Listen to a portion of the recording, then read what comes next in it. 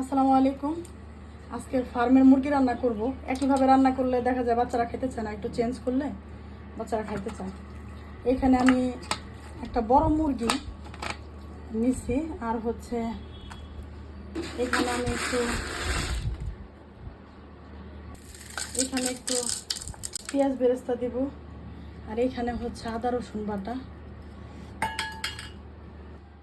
এখানে একটু লবণ দিয়ে দিব পছন্দ মতো, আর এইখানে হচ্ছে টক দই। এটা আমি মাত্র বানাইলাম, একটু লেবুর রস আর হচ্ছে গুঁড়া দুধ।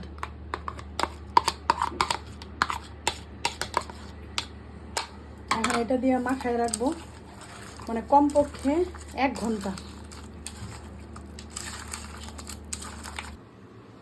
এই মুরগিটা রান্না করার জন্য এখানে নিচে একটা বড় এলাচ, এখানে কিছু শুকনো মরিচ, আর এখানে হচ্ছে ধনিয়া, আর একটু জিরা, আর হচ্ছে স্টার মশলা, আর এখানে নিচে হলো একটা টমেটো, একটু পেঁয়াজ, একটু রসুন, আদা, কাঁচামরিচ।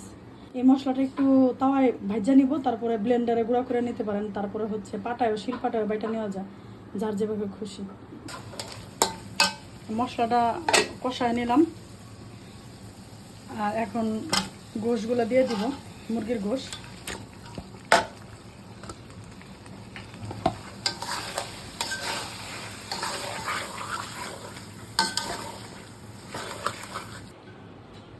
আলহামদুলিল্লাহ মুরগিটা হয়ে গেছে, দেখেন